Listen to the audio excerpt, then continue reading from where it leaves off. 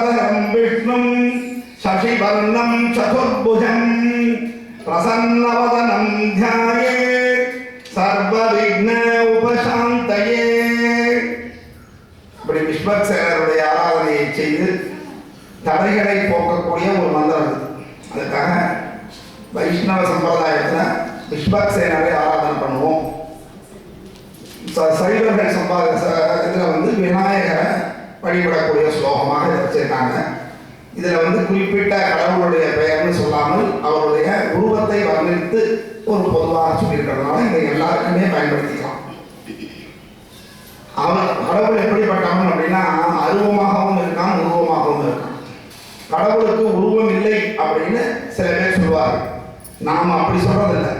எல்லா உருவத்திலும் கடவுள் இருக்கிறான்னு சொல்றோம்.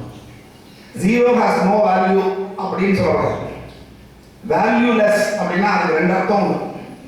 மதிப்பே இல்லைன்னு அர்த்தம், மதிப்பு சொல்லவே முடியாதுன்னு அர்த்தம்.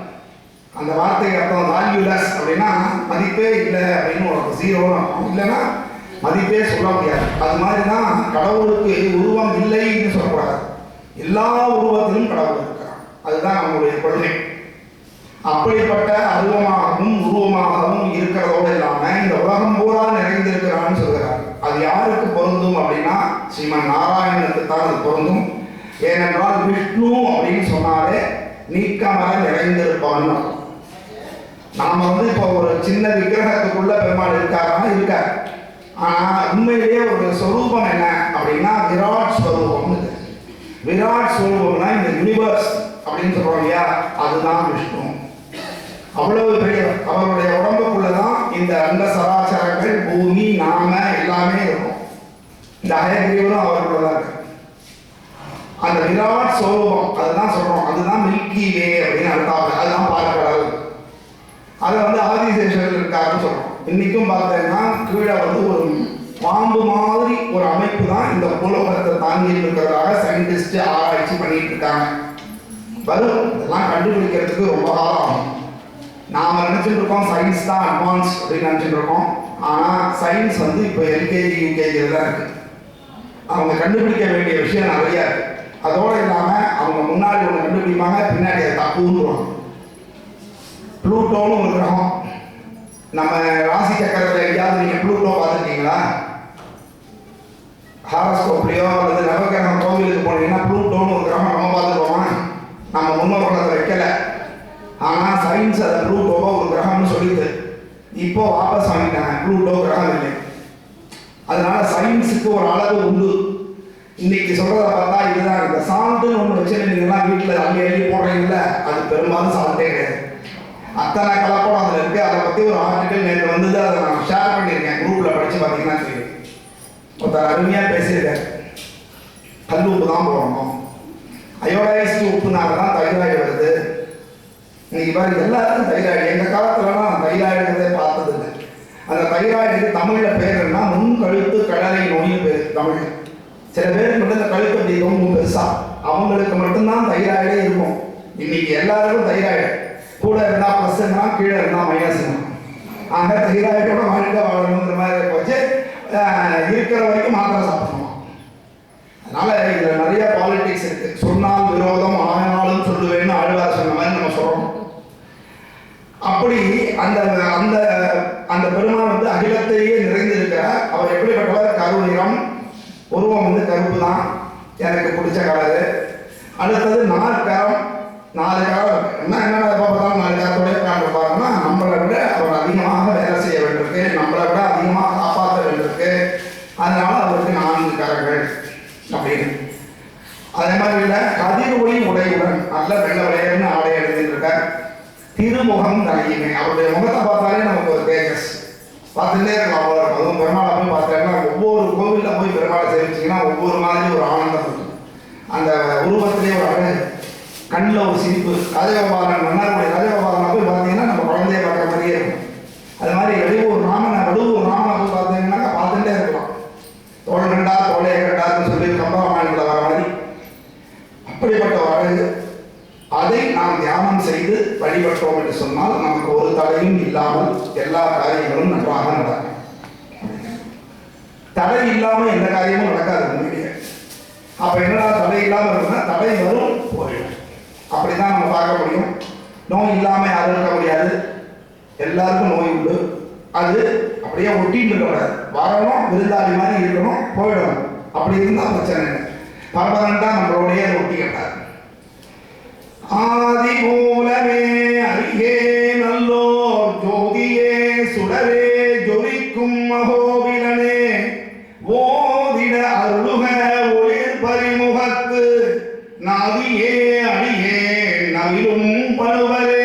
இறைவணக்கத்தோடு தான் எந்த புஸ்தகத்தையும் ஆரம்பிக்க முடியும். அதனால இறைவணக்கம். ஆதி மூலம் அப்படின்னு கூப்பிட்டோம்னா யாரு அப்படின்னா சாட்சாத் ஸ்ரீமன் நாராயணன். எப்படி அப்படின்னா கஜேந்திரன் ஒரு யானை இருந்தது. அது முதல்ல பிடிச்சிடுது. அப்படி இருக்கும்போது அது என்ன பண்ணிட்டான், தினந்தோறும் பெருமாளுக்கு அர்ச்சனை பண்ணுறதுக்கு பூ எடுத்துன்னு போய் அது அர்ச்சனை பண்ணுமா. அறிவு எல்லாருக்கும் இருக்கு. நாம நினைச்சிட்டு இருக்கோம் மனுஷனுக்கு மட்டும்தான் இருக்கு. அதுவும் நம்ம பகுத்த அறிவு இருக்குன்னு நம்மளாம் நினைச்சிட்டு சம்மந்தமில்லாத விஷயங்கள் எல்லாம் பேசிட்டு நேற்றுக்கோ நேற்றுக்கோ குழுத்தரையில் ஒரு ப்ரோக்ராம் தமிழில் நடந்தது. தமிழ் சங்கமாக ஏதோ தமிழ் பேசுகிறோம் வந்து அது ஒருத்தர் பேசுகிறார். இந்த மாதிரி கடவுள் நம்ம ஸ்கூல் ஃபீஸ் கட்டுவாரா, உங்களுக்கு உடம்பு சரியில்லைன்னா கடவுள் ஆஸ்பத்திரி கொண்டு போவாரா, உங்களுக்கு வேண்டியதெல்லாம் கடவுள் செய்வாரா, அவர் பின்னாடி ஏன் அதை ஏன்னு பேசுகிறார். இது அசிங்கமாக இல்லை. தமிழ்னா கடவுளை எதிர்த்து பேசணும்னு அப்படின்னா தமிழ் கடவுள் முருகன் தான். தமிழ் சங்கத்தில் சிவன் உட்காந்துருந்தாருன்னா இவங்கெல்லாம் தமிழ்னு வச்சுட்டு இப்படி பேசுறது ரொம்ப ஆச்சரியமா. அதை எனக்கு தெரிஞ்ச ஒரு ஸ்டேட்டஸில் வச்சுருந்தாங்க. நான் உடனே அதில் பதில் போனேன். கடவுளை பற்றிய புரிதல் இல்லாதவர்களுடைய பேச்சு நாம கை தட்டுற வரைக்கும் இவங்க உழப்பு ஓடணும். நம்ம தானே கை தட்டுறோம். அவங்களுக்கு அந்த உட்காந்து கை தட்டுறாங்க யாரு?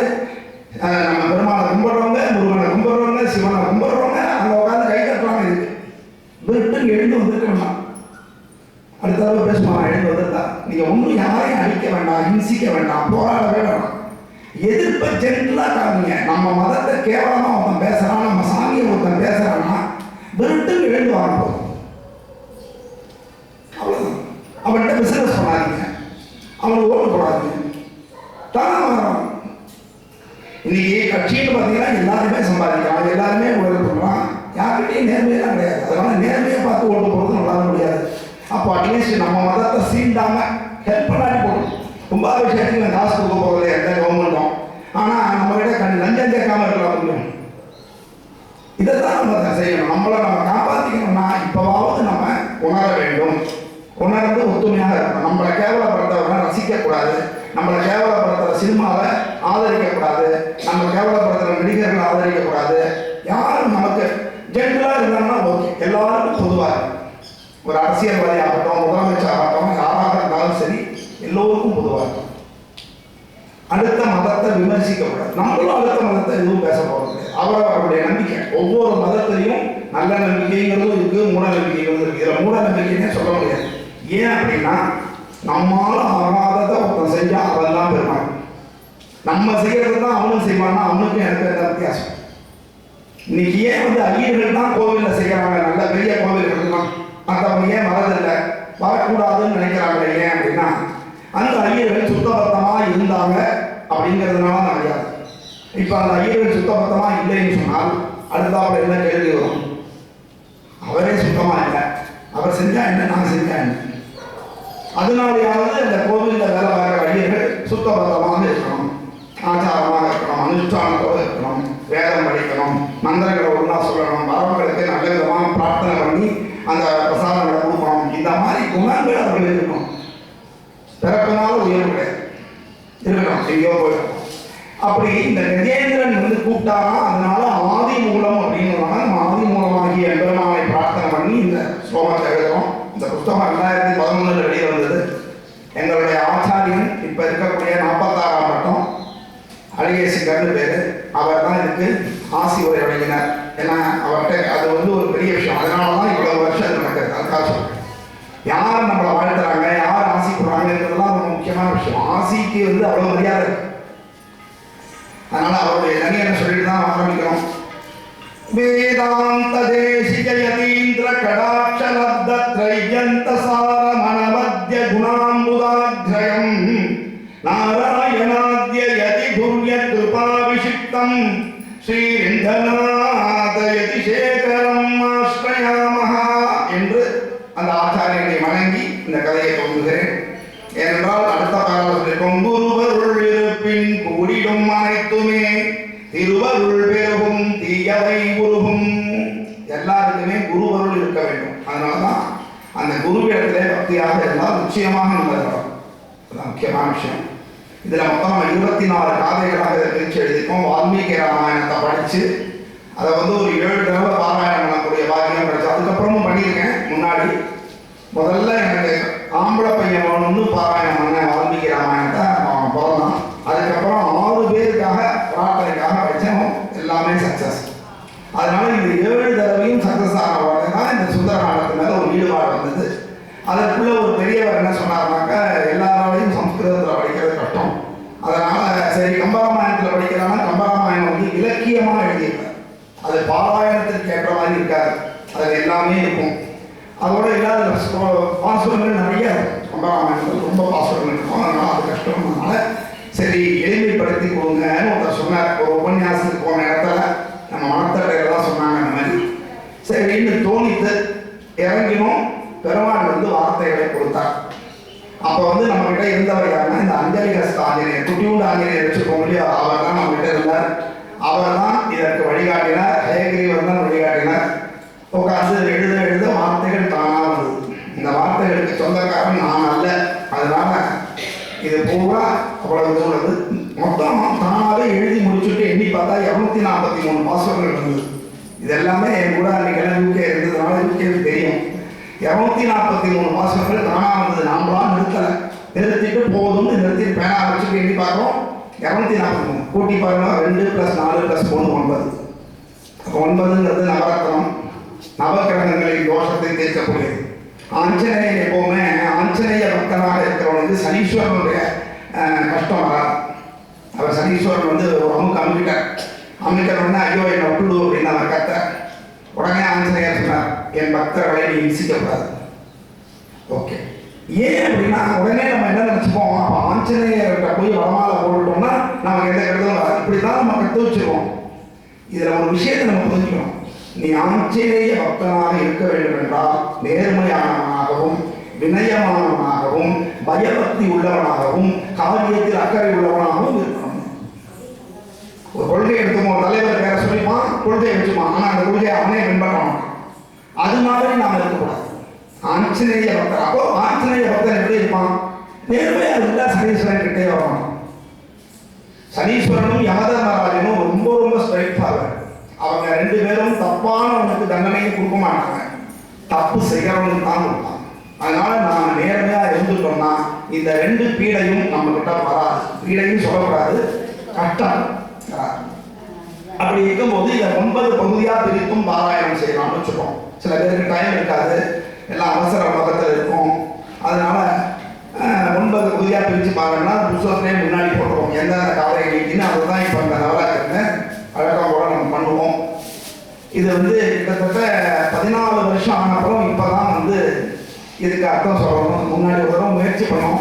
ஆனால் ஒரு கிளாஸ் ரூம் மாதிரி இது போயிடக்கூடாது, ஒரு உபன்யாசம் மாதிரி இருக்கணுங்கிறதுக்காக பண்ணியிருக்கோம். இப்பவும் எந்த முயற்சியும் எடுக்கலை. நேற்று தான் இந்த முடிவை எடுத்தோம். இன்னைக்கு ஆரம்பிச்சிருக்கேன். நடத்த போகிறது அயகிரியோடும் சரஸ்வதியும் ஆஞ்சநேயர் தான் இந்த உபன்யாசம் நடத்துறாங்க. அது இல்லை என்பதை தெரிவித்துக் கொடுங்க. அப்புறம் இதுக்கு அச்சில் ஏற்றுறதுக்கு முன்னாடியே 48 நாள் வச்சு பூஜையை வச்சு அதை பாராயணம் பண்ணி ஊர் ஏற்றி அதுக்கப்புறம் தான் அதை பண்ணோம். அச்சுக்கு போகிறதுக்கு முன்னாடியே வைஷ்ணவிக்கு அனிருத் பிறக்கச்சு ஆஸ்பத்திரியில் உட்காந்து அந்த ஹேண்ட் இஷ்யூலாம் வச்சு படித்தேன். அனிருத் எப்படி இருக்கான்னு உங்களுக்கு தெரியும். இப்போ அவ்வளோ நல்ல பையன். என் பேரங்கிறதுக்காக சொல்ல, he is talented in many ways. உங்களுக்கே தெரியும். நீங்களும் அந்த மாதிரி படிச்சேன்னா கொஞ்சம் ஆனால் பையன் வாழா போடுவோம். அது ஒரு கஷ்டம் இருக்குது. ஆஞ்சநேயரை படிச்சுன்னா நீங்கள் பிள்ளைய பார்த்தீங்கன்னா அது வாழா இருக்கும். பரவாயில்ல, மத்தி மாதிரி இருந்தால் என்ன பிரயோஜனம்? பிள்ளைங்கன்னா ஸ்டூடாக இருக்கணும். உலகத்தை ஆள வேண்டும் இல்லை, ஆள போகிறான் நம்ம அப்படின்னு சொல்கிறோம்னா அதுக்குள்ள தகுதி பண்ண முடியாது. அப்படி இருந்தது.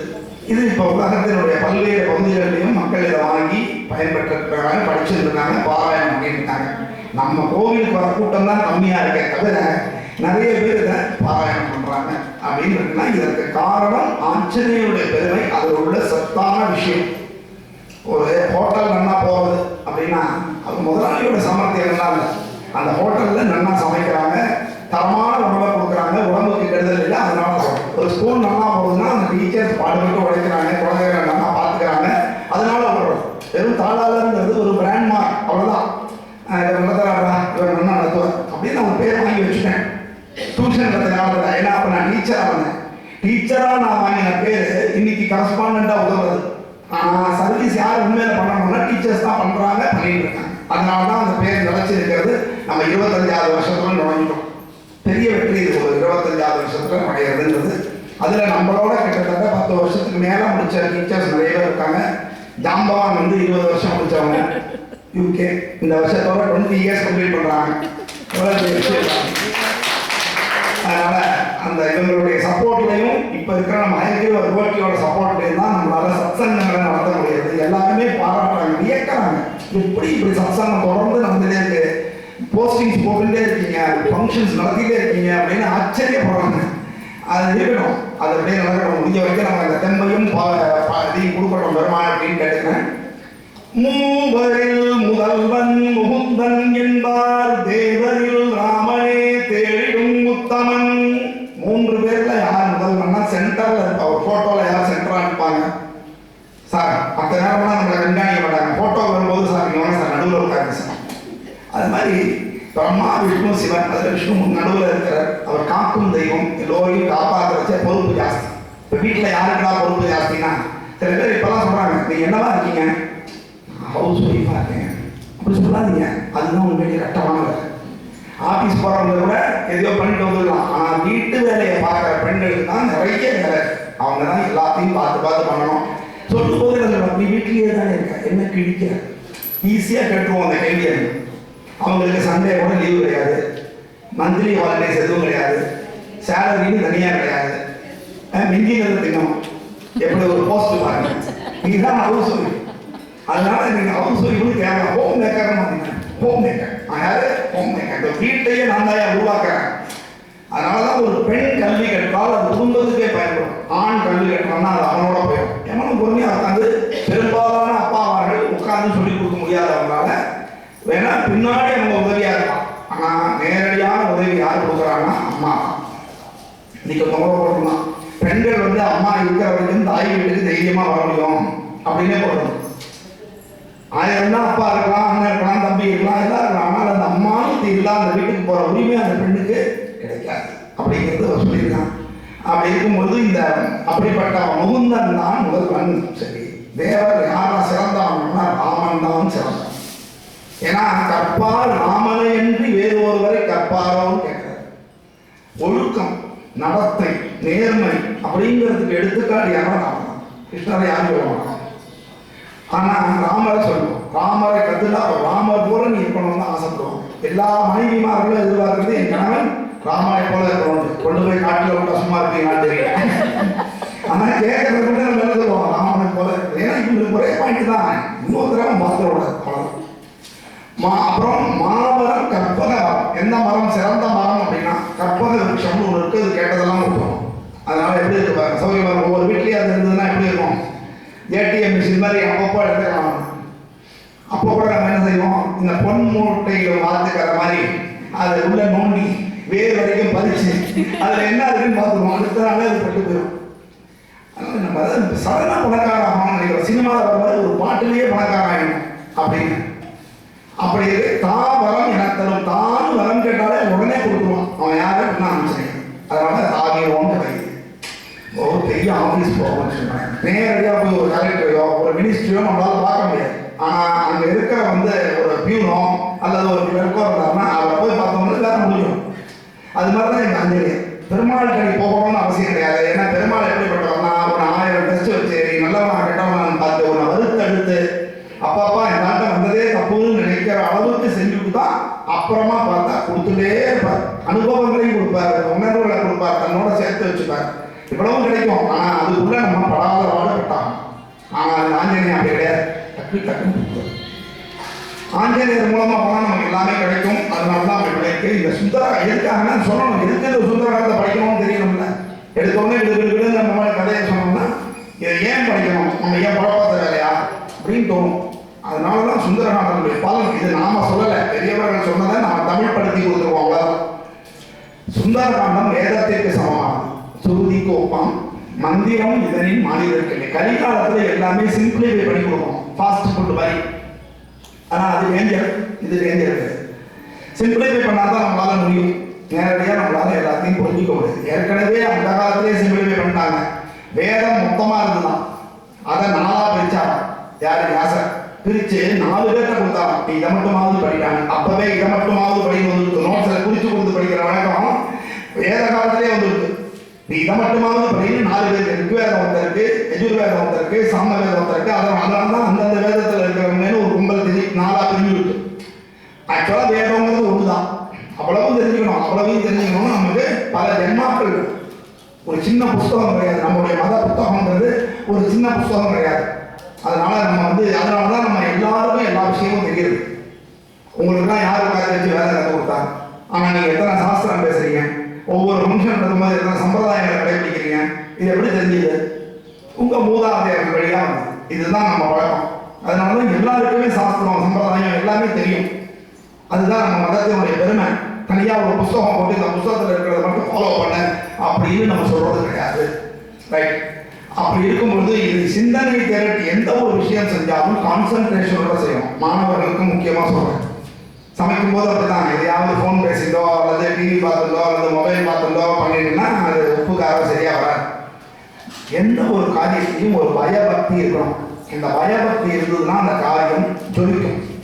மண்ணி இல்லாத போது நான் சமையலுக்கு போனேன், நான் முதல்ல அடுப்பை பற்ற வைக்கிறதுக்கு முன்னாடி பெருமாளே காப்பாற்றுன்னு வேண்டின்னு தான் பற்ற வைப்பேன். இல்லைன்னா அடுப்பு அது உப்பெல்லாம் கரெக்டாக போட கொடுத்துருவேன். பிரசாதம் கூட உப்பு டேஸ்ட் பார்க்க மாட்டேன். எங்கள் வீட்டில் எப்பவுமே நம்ம வீட்டில் சமைச்சாப்ப இந்த சினிமாவில் மாதிரி ஒரு கையில் விட்டு ஒரு நட்டு நக்கிட்டு திருப்பி அந்த கண்ணிலே போடுவோம் இல்லையா, அதெல்லாம் நம்ம பண்ணுறது. ஏன்னா டெய்லியே பெருமாளுக்கு அம்சம் பண்ணணும், அம்சம் பண்ணிட்டு அதை அப்படியே சாப்பிடணும் தான் சாஸ்திரம். அப்படி சிந்தனை திரட்டி நாம் இந்த சுந்தரகாண்டத்தை சொன்னோம்னு சொன்னால், சுந்தரன் இருப்பான் சூழ்வழி போலவே. நம்மளை சுற்றி எப்படி காத்து இருக்கோ அதே மாதிரி அவன் எப்பவுமே கூட இருப்பான், நம்மளை காப்பாற்றணும். ஒவ்வொரு இடத்துலையும் நம்மளோட வருவான். இதை நீங்க உணர முடியும்.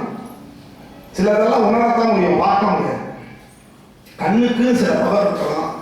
ஒன்றும் இல்லை, பஸ் ஸ்டாண்ட்கிட்ட நின்றுக்கிட்டு ஒரு தள்ளி தவிர பஸ்ஸில் பேரை படிச்சிடணும், அதுக்கே கண்டு தெரிய மாட்டேங்கிறது. நம்ம போய் கடவுளோட நேராக பார்க்கணும்னா எங்கே போய் பார்க்கறது? அரிசியில் புழு இருக்கா கல்லு இருக்கான்னு தெரிய மாட்டேங்கிறது ஒரு ஏஜுக்கு அப்புறம். எங்க நீ கொஞ்சம் பார்க்குறீங்களா? பையா நீ பார்க்குறியா? ஆமா. அப்படி இருக்கு. நம்ம கண்ணுக்கு அவ்வளோதான் பவர். அதனால உங்கள் கண்ணால் பெருமாளை பார்க்கணும், அப்பதான் நம்புவேன் அப்படின்னா இந்த ஜென்மத்தில் முடியும். பெருமாளை உணரணும், அவர் கூடவே வச்சுக்கணும், நம்மளை சுற்றி இருக்கணும். அப்பதான் சில நேரங்களில் பார்த்தா நம்ம பின்னாடி யாரும் இருக்கிறோம், ஐயே அதுவும் இருட்டில் மாறி போச்சோம்னா தெரிஞ்சு போச்சு. பின்னாடி யாரோ வர மாதிரியே இருக்கும். அப்போ யாரோ வராங்கன்னு நினைக்கிறதுக்குலாம் நீங்க நம்ம பெருமாள் வரான்னு மாறிடுவாங்க, அவர் கூட வருவார். அப்படி இருக்கு. அப்படி அதோடு இல்லாமல் நம்ம என்ன விரும்பினாலும் செய்து கொடுக்கக்கூடியது சுந்தரகாண்டவாரன். அதை கண்ணிய மழலை கைகளின் தவழ்வு. இது எங்க குடும்பத்துக்காக எழுதப்பட்ட பாட்டு. அந்த வரி பல பேர் இந்த பிரச்சனை குழந்தை பார்க்கறது, அதையும் அந்த வீடியோவில் அருமையாக பேசிக்கிறது. எல்லாமே மரபணு மாற்றப்பட்ட விஷயங்கள் நாம் சாப்பிட்றதுனால தான் இன்னைக்கு. முன்னாடிலாம் குடும்ப கட்டுப்பாடு நிலையங்கள் நிறையா இருந்தது, நல்லா தெரியும். நாங்கள்லாம் சின்ன பையனாக இருக்கச்சு அந்த முக்கோணம் சிம்பாவுக்கு முதல்ல நாம் இருவர் நமக்கு இருவர்னா, அடுத்தது நாம் இருவர் நமக்கு ஒருவர்னா, நாம் இருவர் நமக்கு எதுக்கு ஒருவர்னா அடுத்தது. அந்த அளவுக்கு குடும்ப கட்டுப்பாடு பிரச்சாரம் ஓடிட்டு இருந்த நாட்டில் இன்னைக்கு கருத்தரிப்பு மையங்கள் உருவாகி கொண்டிருக்கின்றன. ஏன்? என்ன பண்ணீங்க? உங்கள் சாப்பாட்டு முறை சரியில்லை, கண்டதையும் திங்குறீங்க, எவன் வாங்கிடுறீங்க, புதுசாக ஒரு ஹோட்டலில் போட்டோம்னா போய் சாப்பிட்டு வரீங்க. அவன் எதையா கலக்கிறவன் இல்லையா, பொருள் என்னென்னவோ பொருள் ரெடிமேடே தான் எல்லாம். அதில் தான் பிரச்சனை. எது செஞ்சாலும் முடிஞ்ச வரைக்கும் தவிர்க்க முடியாமல் ஹோட்டலுக்கு போங்க, மற்றபடி வீட்டில் சாப்பிடுங்க. வீட்டில் செஞ்சு மோர் சாதம் சாப்பிட்டா கூட வீட்டில் சாப்பிட்டீங்கன்னா அது கம்மியாக நீ மோரே நல்லா இருக்கான்னு தெரிய மாட்டேங்குது. அந்த மாதிரி நிலைமை ஆயிடுச்சு. அதுதான் சொல்கிறேன், மரபணு மாற்றம் செஞ்சுட்டோம்னா அதே மாதிரி விதை இல்லாத பழங்களை சாப்பிடக்கூடாது. விதை இல்லாத கோபாலகிருஷ்ணன் சொல்லுவாரா, விதை இல்லாத பழத்தை சாப்பிட்டால் நமக்கு குழந்தை பிறப்பது தாமதம் ஆகும்.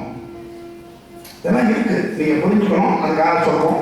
அப்படி இருக்கும்பொழுது என்ன ஆகுதுன்னா, எல்லாரும் வந்தாச்சு கடற்கரைக்கு, மாணவர்கள்லாம் உட்கார்ந்துருக்காங்க. கடலை பார்த்தோன்னே எப்படி தாண்டி போறதுன்னு தெரியல, மலை வச்சு போய் உட்கார்ந்துருக்காங்க. அது எப்படிப்பட்ட கடல் அப்படின்னா, தென்கடல் நிலமகள் தேக்கிய நீர். அந்த கடல் எப்படி வந்துதான்? கடல் எப்படி இருக்கும்? உப்பு கறி. ஏண்டா உப்பு கறிக்குதுன்னா, சீதாதேவியை கொண்டு அசோகவனத்தில் வச்சுட்டதுனால அவன் அம்மா பூமாதேவி அழுதாள். அந்த கண்ணீரினால அந்த கடல் வந்தது. அதனாலதான் தென்கடல் நிலமகள் தேக்கிய விழிநீர். எப்பவுமே தன் குழந்தைக்கு உடம்பு முடியலன்னாக்கா அம்மாவும் அப்பாவும் தான் முதல்ல வருத்தப்படும். அப்படி இருக்கும்பொழுது அப்படிப்பட்ட அந்த கடல் அது வந்து குறுக்க இருக்காது அப்படின்னு சொல்றாங்க. எப்படி கிளம்புறது? எப்பவுமே ஒரு காரியம் பண்ணணும்னா ஊக்கம். அது வந்து சில பேருக்கு தானாகவே இருக்கும், சில பேருக்கு அடுத்தவங்க சொன்னாதான் இருக்கும். இந்த ஆஞ்சநேயர் சின்ன வயசுல இருந்த பொழுது நிறைய சேட்டை, நம்ம பசங்க பண்ற மாதிரி ஏகப்பட்ட சேட்டை பண்ண. போய் முனிவர்கள் பொம்பு எடுக்கிறது, பக்கத்து வீட்டுக்காரங்க பொம்பு எடுக்கிறது, வாசல்ல கிரிக்கெட் விளையாடுறதுன்னு காருக்கு நிறைய உடச்சுவான். நம்ம ஒரு 1500 2000 நம்ம கொடுக்கணும். இதெல்லாம் அந்த காலத்தில் நடந்திருக்கு. இவர் என்ன பண்ணியிருக்காரு? அதனால என்ன பண்ணாங்க, இவருக்கு நிறைய வரங்கள், ஏகப்பட்ட வரங்கள். அதனால அந்த சேட்டை பண்ணார். அப்போ முனிவர்கள் என்ன பண்ணிட்டாங்க, உன்னுடைய பராக்கிரமம், சக்தி, ஆற்றல் எல்லாமே மறந்து போய்விடும், யாராவது ஒரு ஞாபகப்படுத்தினாதான் வாழ்க்கை அப்படின்னு அவருக்கு சொல்லிட்டாங்க. அப்பதான் அவர் ஞாபகம். இது நம்ம எல்லாருக்குமே அப்படிதான் இருக்கு. ஏன்னா நம்ம எல்லாருமே ஆற்றல் உள்ளவர்கள் தான். ஒவ்வொருத்தருக்கும் ஒரு திறமை இருக்கு. நம்ம இந்த எக்ஸிபிஷன் வைக்கும் போது பேரண்ட்டு என்ன திறமை இருக்குன்னு பார்க்குறோமா இல்லையா? அது மாதிரி கோவில் ஃபங்க்ஷன் ஆகட்டும், இந்த பேச்சு பட்டிமன்றம்லாம் வைக்கும் போது நீங்கள்லாம் என்ன எடுத்து வாங்குறீங்க. அதனால எல்லாருக்குமே ஒரு திறமை இருக்கு. ஆனால் அந்த திறமை எதுன்றத நமக்கு தெரியாம இருக்கு. யாராவது ஒருத்தர் சொல்ல வேண்டும், இதுதான் மனிதன். இதைத்தான் ஆஞ்சநேயர் சுபாவமாக காட்டுறார். ஆஞ்சநேயருடைய சுபாவம்னு சொல்லி நம்ம சுபாவத்தை சொல்கிறார். அப்போ மோட்டிவேஷன் என்ன அப்படின்னா, இன்னமும் இருப்பதேன் இலங்கை நோக்கி சென்றிட தயக்கமோ செய்யமுடன் வருகவே. என்ன இன்னும் தயக்கம்? வந்தாச்சு, இது வரைக்கும் வந்தாச்சு, இவ்வளவு தூரம் வந்து திரும்பி போக முடியாது. இப்போ திருப்பதி பெருமாளை பார்க்கணும் போவோம், கியூல போய் நின்றுடுவோம், உள்ள போட அடைச்சிடுவோம். சமயத்தில் அதிர்ஷ்டம் இருந்தால் 2-3 மணி நேரத்தில் சேவிச்சுட்டு வெளியே வந்துடலாம். சில 2-3 நாள் ஆகிடுது. அப்படி இருக்கிற ஒரு குழந்தைய வச்சுட்டோம், வயசானவங்களை வச்சுட்டோம், அதில் மூச்சு பிரச்சனை இருக்கிறவங்களோ இருந்தாங்கன்னா, ஒரு தடவை நான் போகும்போது அப்படிதான் யாரோ ஒருத்தருக்கு மூச்சு பிரச்சனை வந்துட்டு விடுன்னு கூட்டிட்டு பின்னாடி வெளில போகிறான். நடுவில் எங்கேயும் போக முடியாது. அவன் ஓவர்லுக் பண்ணியும் அவனை அனுப்ப முடியாது. பெரிய க்ரௌடு, முன்னாடி போனாலும் கட்டும், முன்னாடி போய் மாட்டின்ட்டா கட்டும். அப்படி கூட்டிட்டு வராங்க அந்த பொண்ணை, மூச்சு திணறல். அவங்கெல்லாம் ஸ்பெஷல் தர்ஷன் போயிடணும், இல்லைன்னா இந்த பெருமாளை வெறுமை டிவியை பார்க்க வேண்டாம், வேற என்ன பண்ணுறது. அப்படி இருக்கும் பொழுது தயக்கம் இருக்கக்கூடாது, கிளம்பு அப்படின்னு மோட்டிவேஷன் ஜாம்பவான் தான் சொல்றார். நீ தான் சீதையை கொண்டு வந்து தருவதற்கு ஒத்தி, தையலை தருவதற்கு ஒத்தி, உம்மாலதான் முடியும். ஏன்னா அந்த கடல் இருக்கு இல்லையா, 100 யோஜனை அளவு கடலுடைய. நம்ம இங்கேருந்து ராமேஸ்வரம் கிட்ட கிளம்புறாங்க அப்படின்னா, இங்கேருந்து இலங்கையுடைய டிஸ்டன்ஸ் வந்து 100 யோஜனை. ஒருத்தனை கேட்டால் நான் 10 யோஜனை போவேங்க, இன்னொருத்தன் 100 யோஜனை போக முடியாது, 50 யோஜனை போவேங்க. சில பேர் என்ன சொல்லுவாங்க, பாதி கிணறாவது தாண்டலாம் அப்படிம்பாங்க. பாதி கிணறு தாண்டது வேஸ்ட், தாண்டினா 3 கிணறு தாண்டிடணும். வெறும் பாதி கிணறு தாண்ட உள்ளதான் வரும். அது மாதிரி போய் நம்ம இன்னொருத்தன் சொல்றான், நான் 100 யோஜனை போவேன், ஆனால் என்னால் திரும்பி வர முடியாதுதான். திரும்பி வராத போய் என்னத்தை கண்டுபிடிச்சது. அப்படி இருக்கும்பொழுது தான் கடைசியில் சொல்றாரு, ஆஞ்சநேயர் ஞாபகம் வர்றது அவர் ஓரமாக அமைதியாக பண்ணு. அதுதான் டியூட்டி. இந்த மாதிரி ஆற்றல் இருக்கவர்கள் எப்பவுமே அடக்கமா இருப்பாங்க. நிறைகுடம் நீர் தழும்பல் குறைகுடம் கூத்தாடும் அப்படின்னு நம்ம கேள்விப்படுறோம். நான் அதை பண்ணி போடுவேன், இதை பண்ணி போடுவேன்னு நம்ம தான் பேசுவோம். நம்மளால எதுவுமே பண்ண முடியாது. இன்னைக்கு காத்தாலும் நாங்கள் அதான் டிஸ்கஸ் பண்ணிட்டு இருக்கோம். நம்ம என்னவோ அதை பண்றோம், இதை பண்றோம் நம்ம நினைச்சிட்டு இருக்கோம். ஆஃப்டர் ஆல் இப்போ நம்ம ஆன்மீக நாடகம் நம்ம ஸ்கூல்ல போகிறோம். இப்போ நவராத்திரிலையும் போட போகிறோம். இதுல இப்போ நவராத்திரிக்கு ஜி தான் வசனம் எழுதியிருக்காங்க. அவங்க என்ன எழுதியிருக்காங்களோ அதைத்தான் அந்த பையன் படிக்க முடியும், அதைத்தான் அவன் நடிக்க முடியும். ஒரு வரியை மாற்றி படிக்க முடியாது, ஒரு ஆக்ஷன் அவனால மாற்றி செய்ய முடியாது. அப்படி இருக்கும்பொழுது அவனுக்கு என்ன சுதந்திரம் இருக்கு? இதை இப்படியே எக்ஸ்பேண்ட் பண்ணி பாருங்க. இந்த உலகங்கிற மேடையில நம்ம எல்லாம் நடிகர்கள், பெருமாள் தான் டைரக்டர், அவர் வசனம் எழுதி உனக்கு கொடுத்து அனுப்பிச்சிட்டார். இந்த ஜென்மாவில் இதெல்லாம் பேசி இதெல்லாம் செய்யிட்ட, நீ என்ன மாற்ற முடியும்? அதுக்காக ஒரு சோம்பேறியா வீட்டில் உட்கார சொல்லி சொல்லல. அதுதான் உடனே அப்புறம் கையை கட்டி உட்காரலாம். அவனை கையை கட்டி உட்காரவே அனுப்புறாரு. உன்னால இருக்க முடியாது. வடிவேல் மேல தான் சும்மா இருந்து பார்த்து தெரியும். சும்மா இருக்கிறதுங்கிறது பெரிய கட்டமான இருக்கு. பெரிய பெரிய ஐடி கம்பெனியில யாரையாவது வெளியில அனுப்புறோம்னா அவங்க என்ன செய்வாங்க, பெஞ்சில் அனுப்பிச்சுடுவாங்க. அது பேர் பெஞ்சுன்னு பேர். வேலை இருக்காது. டெய்லியும் போவான், காலையில இருந்து சாயங்காலம் வரைக்கும் உட்காரணும், ஆர்டர் எடுக்கலாம், டீ குடிக்கலாம், திரும்பி வந்துடுவான், சம்பளம் கொடுத்துருவாங்க. முதல் 10 நாளைக்கு நல்லா இருக்கும், அப்புறம் தெரியும் அவங்களுடைய மரியாதை இருக்காது, வளர்ச்சி இருக்காது, வளர்ச்சியே போயிடும். அடுத்தாப்புல எங்கேயும் வேலைக்கு போக முடியாது, நீ டம்மி பீஸ் ஆயிருக்க. ஆகையினால சும்மா இருக்க முடியாது. அதனால பெருமாள் நியமிச்சபடி நம்ம வாழ்க்கை போகிறது அப்படிங்கிறதான் உண்மை. அப்படி இருக்கும்போது இங்க மோட்டிவேட் பண்ண உடனே ஆஞ்சநேயர் என்ன பண்ணார், சந்தோஷமா இருந்தார். எப்படி வளர்ந்தார் அப்படிங்கிறத பார்க்கணும். வளர்ந்தான் செய்வினை பயன். செய்வினை பயன் உலகத்திலேயே சீக்கிரமா வளரக்கூடியது எதுனா நாம செய்த பாவங்கள். நேற்று இதன்னைக்கு முன்னாடி திருமால் பெருமை படம் போட்டு நான் பார்த்தேன். அதுல திருமங்கையாள நம்ம நாடகமும் போட்டவங்க அந்த பாவ மூட்டைய தூக்க முடியாம கஷ்டப்படுது. அதனால செய்தினை பயன் நாம நல்லா தெரிஞ்சுக்கோங்க.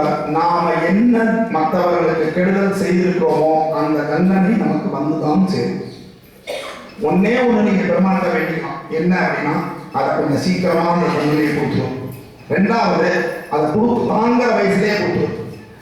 அப்படி தண்டனை அனுபவிக்கிற காலத்துல நீ என் கூட அப்படித்தான் நம்ம வேண்டிக்கணுமே தவிர எனக்கு தண்டனையே கொடுக்காத அப்படின்னா சரி பாவம் இந்த பையன் இந்த ஜென்மாவில் விட்டுருவார், திருப்பி அடுத்த ஜென்மாவில் இருக்கும். எதையுமே நம்ம மீறி வர முடியாது. நம்ம இதில் தண்டனை உண்டு. அப்பதான் நம்ம ஒழுங்காமல் இருப்போம். இதை மீறி செய்யறாங்களே சார், நல்லா இருக்காங்களே சார், அவங்கெல்லாம் பார்வைக்கு நல்லா இருப்பாங்க. அவன் இந்த ஜென்மத்தில் இல்லாட்டி அடுத்த கையில காசு இருக்கு, நீ அனுபவிக்கிற, காசு தீர்ந்து போயிட்டுனா அப்ப தீர்ற வரைக்கும் அவன் அனுபவிப்பான்.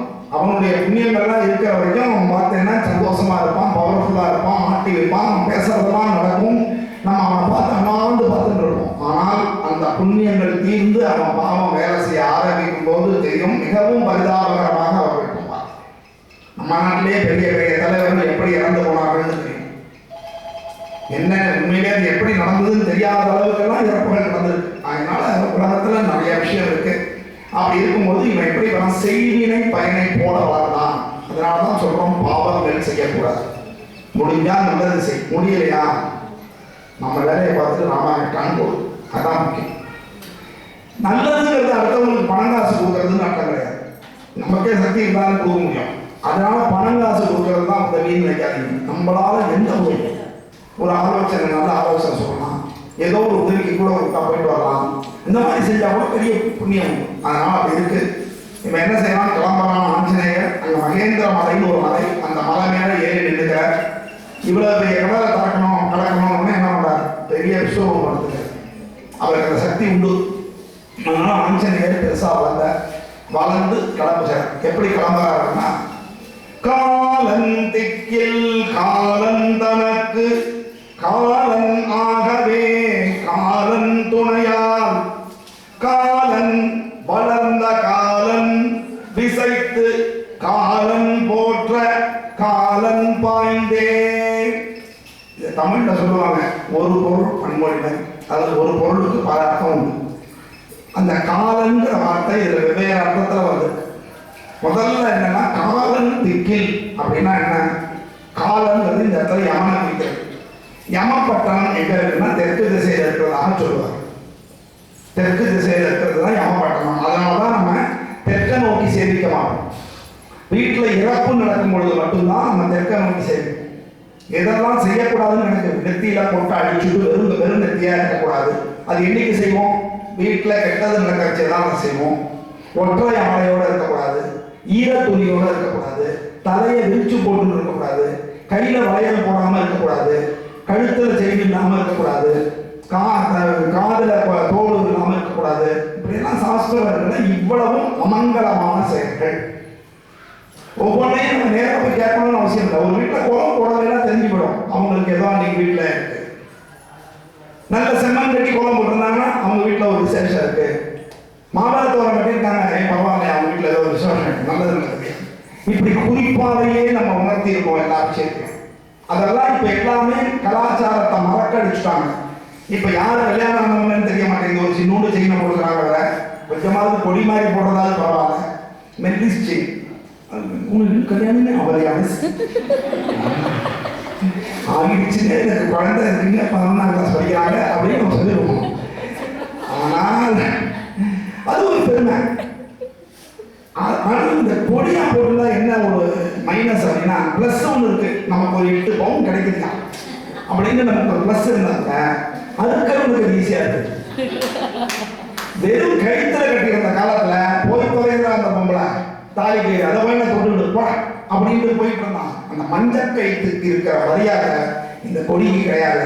பெட்டுன்னு முடிக்கிட்டு இருக்கான். ஐயோ 8 பவுன் போச்சே, தாலி போச்சேன்ற பேச்சு வராது. ஐயோ 8 பவுன் போச்சேன்னா நமக்கு வருதே தவிர தாலி போச்சேன்னா. ஆனா அந்த மஞ்சள் கயிறு போனா நம்ம என்ன வச்சுருக்காங்க, அதுல என்ன ஒரு 1/4 பவுன் 1/2 பவுன் தங்க கிடக்கும், அவ்வளவுதான். அந்த அவனும் பெருசாக நினைக்க மாட்டான். அதனாலதான் சாஸ்திரங்கள் இப்ப என்னன்னா நம்ம அந்த மஞ்சள் கயிறை மஞ்சளா வச்சுக்க முடியலன்ட்டு அதை மாத்திக்கிறாங்க. அதுக்கு நம்ம சொல்றது என்ன, மஞ்சள் வச்சு தேய்க்கிறது கிடையாது, டெய்லி மஞ்சள் அப்படி தராது கிடையாது, நேரம் இல்லை. ஏன்னா எழுதுக்கிறது 6:30 மணிக்கு, 4:30 மணி 5 மணிக்கு எழுதுனா எல்லாருக்கும் நேரம் இருக்கும். நம்ம எழுதுக்கிறது இல்லை, உடம்பு முடியறது இல்லை, கண்டதை தின்னுறோம், படுத்துக்கிறோம், ராத்திரி 11 மணிக்கு சாப்பிட்றோம். இதெல்லாம் நம்ம சிஸ்டம் மாற்றினா நம்ம. அப்போ அந்த யமப்பட்டினம்ங்கிறது தெற்கு திசையில் இருக்கிறதுனால அந்த தெற்கு திசை நோக்கி போகிறான். யாருக்காகனா காலன் தனக்கு காலன் ஆகவே மற்ற உயிர்களுக்கெல்லாம் யமனாக இருக்கின்ற ராவணனுக்கு இவன் யமனாக போகிறான். அப்ப 2வது காலன் ராவணனுக்கும் 3வது காலன் இவன் அவனுக்கு காலனாக போகிறான் அப்படின்னு சொல்றது. அப்புறம் காலன் துணையார் தன்னுடைய கால் பலத்தினால்தான் அவன் விசைத்து போகிறான். காலன் வளர்ந்த காலன் எப்படின்னா பெருசா வளர்ந்துட்டான். அப்பதான் பவர் இருக்குங்கிறதால குட்டியூண்டா போனா ரொம்ப நேரம் போயிட்டு இருக்கும். ஒரு எறும்பு ஊர்ந்து போறதுக்கு எவ்வளவு நேரம் ஆகும், அதே நேரத்தில் ஒரு ஏரோப்ளேன் போனா எப்படி இருக்கும், அது மாதிரி வளர்ந்து போகிறான். அந்த வளர்ந்த காலம்னா வெறும் சைஸ்ல நம்ம சொல்ல பலம் உறுதி. ஆஞ்சநேயர்னாலே அந்த பலம் தான் முக்கியம். முஜாவல பராக்கிரமன் பஜ்ரங்கபலி அப்படின்னா பேர் அவருக்கு. விசைத்து காலன் போன்ற அப்படின்னா என்ன, காலதேவனே போட்டுன்ற அளவுக்கு. ஏன்னா நம்ம எல்லாமே டிசைட் பண்றது இந்த காலதேவன் தான். நமக்கு எது நல்லது நடக்கணும்னாலும் கெட்டது நடக்கணும்னு சொல்லுவாங்க. எல்லாம் காலம் வரணுங்க, அதுக்குரிய காலம் வரும்போது நடக்கும் அப்படின்னு இல்லையா. அது என்ன நடக்கும்னா காலம் எல்லாத்தையும் சரி பண்ணும். நமக்கு அந்த பொறுமை இருந்ததுன்னா யாரும் 30 வருஷம் கஷ்டப்படணும் கிடையாது, 30 வருஷம் சுகப்பட்டவனும் கிடையாது. 30 வருஷத்துல ஒரு தடவை நம்மளுக்கு கஷ்டமோ சுகமோ மாறிதான் வரும். ஏன்னா ஒரு ராசியில 2.5 வருஷத்துக்கு சனீஸ்வரன் இருக்க, 12 ராசிக்கு 30 வருஷம். அந்த 30 வருஷத்துல ஒரு தடவையாவது நம்மளை போட்டாங்க. அதனாலதான் 30 வருஷத்துக்கு ஒரு தடவை நமக்கு மாற்றங்கள் இருக்குங்கிறது. காலன் பாய்ந்தே அந்த காற்றை ஊடுருவி இவன் பாய்ந்து சென்றான். கால்னா காற்றுன்னு ஒரு அர்த்தம் உண்டு. அப்படி போகிறான், பறந்து சிப்புன்னு போகிறான். அப்படி போகும்போது என்ன ஆகுது, இவனுக்கு ஏற்கனவே வரம் இருக்கு. ஆஞ்சநேயருக்கு என்ன வரம்னா, வாயுவினுடைய புத்திரனாக இருக்கின்ற காரணத்தினால இவன் பறக்கும்போது உடல் லேசாயிடும். நீங்க பாத்தீங்கன்னா மூச்சை அடக்கி தண்ணியில மிதப்பாங்க, பார்த்துருப்பீங்களா?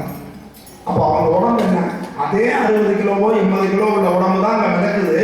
ஆனால் அந்த மூச்சை அடக்கி அந்த மிதக்கும் பொழுது அது லேசாக மேலாக மிதப்பாங்க, ரொம்ப நேரம் மிதப்பாங்க.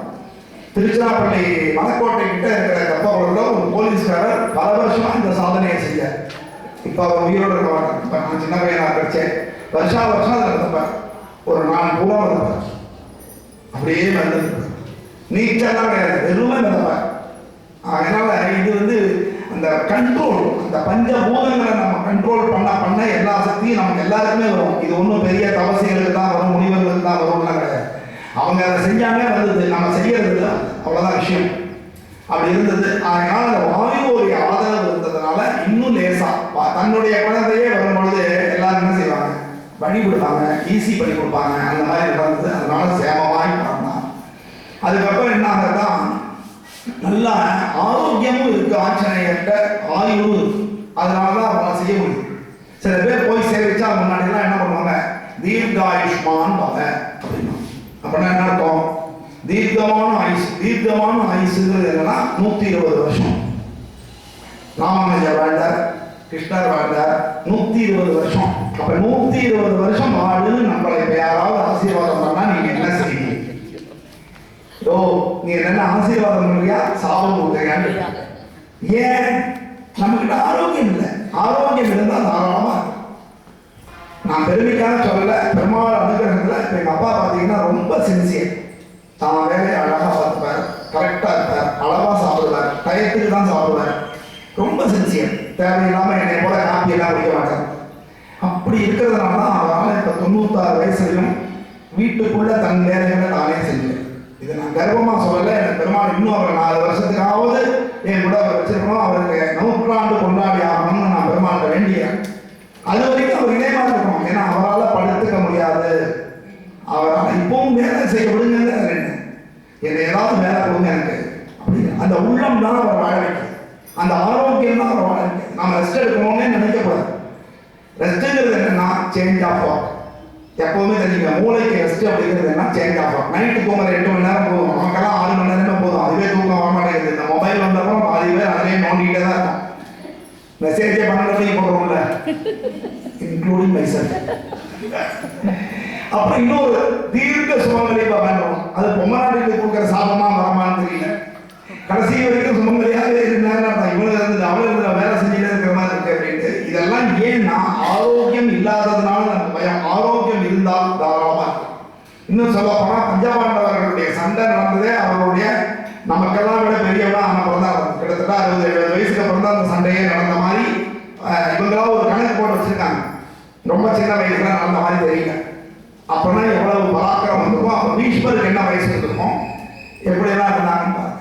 அவ்வளவு பராக்கிரமமா இருந்திருக்காங்க. அந்த வயசுல சாப்பாடும் நல்லா இருந்தது, ஆரோக்கியமும் நல்லா இருந்தது, மனசு நல்லா இருந்தது. அதனால இருந்தாலும் அப்படி. அதனாலதான் சொல்றோம், இளமைங்கிறது வயசுல மட்டும் இருந்தா போகாது, மனசுல மனசுல இளமை இருந்தாலே நம்ம இளமை ஆயிடும். ஐயோ முடியலன்னு நினைச்சீங்கன்னா முடியலாம், முடியும், நம்மளால முடியும்னு நினைச்சு பாருங்க, தாராளமா மாறிடும். இன்னைக்கும் பாத்தீங்கன்னா நம்ம வீட்டுல வயசானவங்க செய்யற வேலையை நம்மளால செய்ய முடிய மாட்டேங்குது. அந்த காலத்து ஆட்கள் விழுந்தடிச்சு செய்வாங்க. எங்க அம்மா ஸ்ரீ ஜெயந்தின்னு சொன்னா 3 நாள் பட்னி இருந்து அவ்வளவு பட்சணம் பண்ணுவாங்க. தீபாவளிக்கு பட்சணம் பண்ணுவாங்க, யாரையாரும் கூட்டு சாப்பாடு பண்ணுவாங்க, இதெல்லாம் பண்ணுவாங்க. இன்னைக்கு பாத்தீங்கன்னா எல்லாம் ஆர்டர் தான் போட்டேன், வந்துடும், கிணிட்டேன்னு வந்துடும். இல்லைன்னா ஏதாவது ஒரு கடை பேர் சொல்லிட்டோம்னா வந்துடும், ஆர்டர் வந்துடும், தீர்ந்து போச்சு. நம்ம செய்ய மாட்டோம். எத்தனை பேருக்கு பட்சணம், நானும் ஸ்ரீ ஜெயந்திக்கு பட்சணம் பண்ணி கொண்டு வைங்கன்னா எல்லாம் வாங்கி கொண்டு வச்சுட்டாங்க. நம்ம ஊர்ல நான் அடுத்த வருஷம் ஸ்ரீ ஜெயந்திக்கு நீங்க எல்லாரும் பட்சணம் பண்ணி கொண்டு கொடுக்கணும். பெருமாள் நீங்களே பண்ணணும். அதுக்கு இப்பவே கத்துக்கங்க. 2 ரெசிபியா இருக்குது, எத்தனை யூடியூப்ல பாக்குறோம். அது 4 நாள் செஞ்சு கரெக்டீங்கன்னா சரி. முதல்ல நான் ஒரு ஃப்ரெண்டு ஒருத்தன் எங்க வீட்டுக்கு விருந்து வந்தான், சாப்பிட்றத கூப்பிட்டேன்.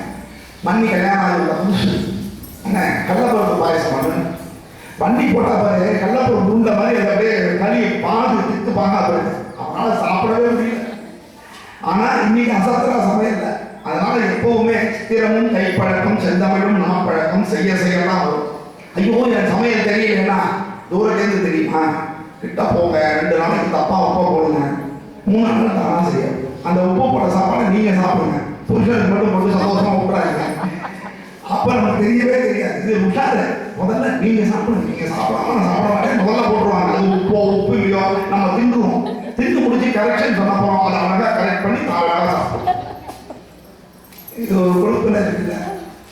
அதனால அப்படி இருக்கிறதுனால இளமைங்கிறது மனசுல இருக்கணும் அப்படிங்கிறது முக்கியம். அதுக்கப்புறம் என்ன ஆகுது, போகும்பொழுது அங்க திடீர்னு ஒரு மலை மேல வருது, கடலுக்குள்ளேருந்து ஒரு மலை எழுந்துக்கிறது.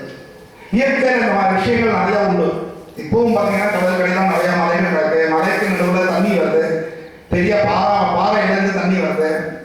பாலைவனம்னு சொல்றோம். அங்க நடுவில் பார்த்தா ஒயாசிஸ்னு ஒரு பாலைவன சோலைன்னு ஒன்று இருக்கு. அதனால விசித்திரமான படைப்புகள், பெருமாளை போல ஒரு கற்பனா சக்தி இருக்கணும் உலகத்திலே. எப்படி இவ்வளவு பேர் இருக்கமே, யாருடைய முகமானது ஒரே மாதிரி இருக்காங்க, எவ்வளவு டிஃபரன்ஸ், எப்படி இவ்வளவு காட்ட முடியாது, நம்மளால முடியுமா? அதுதான் விசேஷம். அதனால அவ்வளவு கிரியேட்டிவ், எத்தனை உயிரினங்கள் வித்தியாசம். அதெல்லாம் ஏன் பிறந்திருக்கு, எதுக்கு இருக்குன்னே தெரியல. இன்னைக்கும் கரப்பாம்பூச்சி எதுக்கு இருக்குன்னு நமக்கு தெரிய மாட்டேங்குது. யூகேவை பயன்படுத்துறதுக்கு எங்களை பயன்படுத்துறதுக்கு தவிர எதுக்கு அது இருக்குன்னே தெரியல கரப்பாம்பூச்சி. ஆனா அதுக்கு ஒரு பர்பஸ் இருக்கணும்ல. கடவுள் படைச்ச எதுவுமே சும்மா கிடையாது, எதுக்கோ ஒண்ணுதான் படைச்சிருக்கான். ஆனா நமக்கு தெரியல, இவ்வளவுதான் நம்ம அறிவு. அப்படி இருக்கும்போது கடவுள் படைச்ச கரப்பாம்பூச்சியவே எதுக்குன்னு கண்டுபிடிக்க முடியாதுன்னா கடவுளை பத்தி புரிஞ்சுக்க முடியுமா? இது தெரியும்னா யாருமே கடவுளை பத்தி தப்பா பேச மாட்டாங்க. அதனால அவன் ஒரு ஜட்ஜு, அதை புரிஞ்சுக்கணும். அவன் போஸ்ட்மேன் கிடையாது, நம்ம கேட்கறதெல்லாம் கொடுக்குற போஸ்ட்மேன் கிடையாது. He is a judge. நீங்க ஏற்கனவே பண்ண பாவ புண்ணியங்களை அனுசரிச்சு உங்களுக்கு நல்லதையும் கெட்டதையும் வழங்கிட்டு அழகா உங்களை கைட் பண்ணக்கூடியவன். உங்களை அரவணைச்சு கூட்டிட்டு போறதுக்கு தயாரா. வேலுக்குடி கிருஷ்ணர் போடுறேன் கோவிந்தா நாமத்தினுடைய சிறப்புன்னு நினைத்து சிம்பிள் இங்கிலீஷ்ல அழகா சொல்லியிருந்தேன். கோவிந்தான்னா அர்த்தம். ஏன் நம்ம கோவிந்தா ஏன் வெங்கடேசான்னு கூப்பிடுறது இல்லை, அங்க போய் கூட பாலாஜின்னு கூப்பிடுறது இல்லை, அவர் வெங்கடேச பெருமான் தானே பேரு, ஏன் கோவிந்தான்னு கூப்பிடுறோங்கிறதுக்கு அழகா 3 பசுவோட இருக்கிறதுனால கோவிந்தன், கோபாலனா இருக்கிறதுனால. அடுத்தது வந்து நம்ம வாக்கு சாமர்த்தியம் இருக்கு. அந்த சமஸ்கிருத வார்த்தைகள் எனக்கே தெரியல. அவர் அழகாக காம் இதி கோவிந்தா அப்படின்லாம் சொல்லியிருந்தார். அதுக்காக அவருக்கு அது மாதிரி சொல்லி அதனால தான் நம்ம கோவிந்தான்னு கூப்பிடுறோம். ரெண்டாவது அவன் வந்து இந்த பூமியோட சம்மந்தப்பட்டவன், பூமியில விழுந்த நம்மளை எல்லாரையும் காப்பாற்றுறதுக்காக அவதாரங்கள் எடுத்தவன். நம்ம அதான் சொல்லுவோம், ஒரு வெள்ளி சொம்பரம் எடுத்துன்னு போகிறோம், திடீர்னு எங்கேயோ வாய்க்காலில் விழுந்துருத்தோ என்ன பண்ணுவீங்க? நாம குதிச்சு அந்த வாய்க்காலில் சேத்தோட சகதியில் நாம் இறங்கி அந்த வெள்ளி சொம்பரை பியான் எடுத்து அவங்கி வந்துடும். அந்த சொம்பு கவலைப்படும். அது மாதிரி இந்த சம்சார சாகரத்தில் நம்மளை தூக்கி போட்டவன் அவன் தான். அவன் நம்மளை காப்பாற்ற வேண்டியது அவன் தான். அதனால தான் அவன் 10 தடவை 15 தடவை அவதாரம் எடுத்து கீழே வந்து நமக்கு நல்ல ஞாபக உபதேசங்கள், நல்ல வாழ்க்கை முறைகள்லாம் சொல்லி கொடுத்து இப்படியாவது நீ மேலே வாங்கலான்னு கூப்பிடுறோம். நம்ம பியூரிஃபை பண்ணாமல் நம்மளை உயர்த்திக்கவே முடியாது. பாலை காய்ச்சி சுண்ட காய்ச்சினா தான் டேஸ்ட் ஏறும். தங்கத்தை உருக்கி அதை வந்து இது பண்ணா தான் அதை வந்து ஆபரணமாக மாற்ற முடியும். கல்லை வந்து செதுக்கினா தான் சிலையாக முடியும். அதனால எந்த முன்னேற்றமும் இல்லாமல் நாம் நேரடியாக பெருமாள் அடையணும்னா அடைய முடியாது. நம்ம மனுஷனாக பிறந்த லட்சியம் பெருமாள் அடையிறது தான். பணம் சம்பாதிக்கிறது இதெல்லாம் வந்து இந்த வாழ்க்கைக்கு தேவை. அந்த அளவோடு நிறுத்திட்டு அதை தாண்டி ஒரு வைராக்கியம் நீங்கள் வச்சுக்கணும். எப்படியாவது அவனை அடைந்து விட வேண்டும். முடிந்தால் இந்த ஜென்மத்தில், முடியாட்டி எவ்வளவு சீக்கிரமாக முடியுமோ அவ்வளவு. திருமங்கை ஆழ்வாருக்கு 4 யுகம் காக்க வச்சோம் பெருமாள். நம்ம நிலைமையை பாருங்க. திருமங்கை ஆழ்வார் 4 யுகத்திலையும் பெருமாள் அடையணும்னு கேட்ட பொழுது வெயிட் பண்ணுன்னு சொல்லி கடைசியில் கலியுகத்தில் தான் அவருக்கு அல்லாத பெருமாள் அவனுக்கு வந்து மோட்சம் கொடுத்தார். அதனால கலியன்ன பேர். அதனால நமக்கெல்லாம் அப்படி இருக்கு. இந்த நன்றிங்கிறது வேணுங்கிறதுனால இந்த மைனாகம் அப்படிங்கிற மலைக்கு பேரு மைனாகம்னு பேரு. அந்த மலை மேலே வந்தான். மேலே வந்து என்ன சொல்றான், என்கிட்ட நிறைய பழங்கள்லாம் இருக்கு, ரொம்ப தூரம் நீ வந்திருக்க, அதனால நீ இந்த மலையில உட்காந்து கொஞ்சம் சாப்பிட்டு போ அப்படிங்கிறான். அதுக்கு அவர் சொல்றான், நான் அதுக்காக வரல. ஏன்னா நன்றிங்கிறது வந்து கட்டாயம் எல்லாருக்கும் இருக்கணும். என்னன்றி கொன்றாக்கும் உண்டாம் உயிரில்லை, செய் நன்றி கொன்றான். அதற்கு நமக்கு செஞ்ச உதவி. ஏன்னா இன்னைக்கு நம்ம பெரிய கோடீஸ்வரனா இருப்போம், அன்னைக்கு நமக்கு வந்து ஏழையா இருக்கிறது ஒரு 500 ரூபா கொடுத்துருப்போம். இன்னைக்கு உங்ககிட்ட வந்து 5 கோடி ரூபா கூட இருக்கலாம். ஆனா அன்னைக்கு அந்த 500 ரூபாயை சமயத்துல கொடுத்து உதவினாங்க இல்லையா, அதுதான் முக்கியம். அப்படினால அந்த மாதிரி விஷயங்களை நினைச்சு பார்த்து நம்ம அவர்களுக்கு நன்றியோடு நடக்கணும். அதுக்காக போய் வாராட்டிட்டே இருக்கணும்னு நான் சொல்றேன். அவர்களுக்குரிய மரியாதையை கொடுக்கணும். அவர்களுக்கு தேவைங்கிற போது நம்ம நிற்கணும். நாமளும் இது மாதிரி மற்றவர்களுக்கு உதவி செய்யணும். நம்ம கட்டப்பட்ட காலத்துல நமக்கு யாராவது உதவி செஞ்சிருந்தாங்கன்னா அதை நினைச்சு பார்த்து நானும் வேற யாருக்காவது செய்யணும். அப்படி செஞ்சால் என்னுடைய மாணவர்கள்லாம் நிறைய பேர் அதை செய்யறாங்க. அது ஒரு பெருமை இருக்கு. அடுத்தாப்புல என்ன ஆகலாம், இந்த மலை மேலே வந்தது. அதனால நன்றி வந்து நமக்கு மட்டும் இல்லை, அகிரணை பொருள்களுக்கும் நன்றி. நாயை விட நன்றி உடனே யாரும் சொல்றோம். ஆனா இப்ப திருநாய் பிரச்சனை பெருசா அது ஜட்ஜுக்கு தெரிய மாட்டேங்குது. ஏன்னா அவர் காரில் போயிடுறாரு இல்லையா. நேற்று கூட பாருங்க, இங்க நம்ம இடத்துலயே ஒரு ஆடை அப்படி புதறிச்சு. அப்புறம் அந்த ஆட்டை எடுத்து நான் காப்பாற்றி யாருக்கும் கொடுத்தேன். அவங்க கொஞ்ச நாள் வளர்த்தாங்க அந்த ஆட்டை. அப்படியாச்சு. அதனால மேல இருந்து ஆர்டர்ஸ் போடுறது பிரயோஜனம் இல்லை. கீழே வந்து பார்க்கணும் திருநாய் பிரச்சனை எவ்வளவு மோசமா இருக்குது. நாயை காப்பாற்றுறேன்னு நாய்க்கடியில் மனுஷனை காப்பாற்றாம போயிட்டா அதுக்கு என்ன பண்ணுறது? அப்படி இருக்கும் பொழுது என்ன ஆகுதா, இந்த மலை மேலே வந்து என்ன சொல்றது, என்ற விருந்தல். இதே விந்திய மலை மேலே வந்தது, அகஸ்தியரை போச்சேன், அது கர்வத்தோட வந்தது, என்னை தாண்டி உன்னால போக முடியுமான்னு.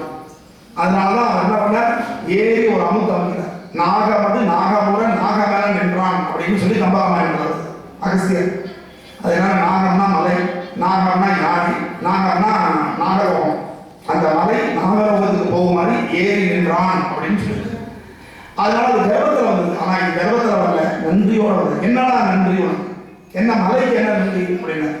ஒரு காலத்துல பார்த்தீங்கன்னு சொன்னாக்க இந்த மாற்றங்கள் நடந்துகிட்டே இருக்கும். இமயமலை வந்து உருவம், நாளைக்கு அது கடலா போயிடும். கீழே பார்த்தீங்கன்னா இந்தியா, ஸ்ரீலங்கா, ஆஸ்திரேலியா இதெல்லாம் சேர்ந்து லெமூரியான்னு ஒரு கண்டமா இருந்துச்சான். இப்ப அந்த கண்டத்தை காணும். பூம்புகார்னு ஒரு ஊர் இருந்துச்சு. அது என்னாச்சு, கடல் கொண்டு போயிடுச்சு. அன்னைக்கெல்லாம் சுனாமிங்கிற பேர் நமக்கு தெரியாது, கடல் கொண்டு போனதுன்னு சொல்லுவாங்க. அதுதான் இப்ப சுனாமி ஆயிடும்.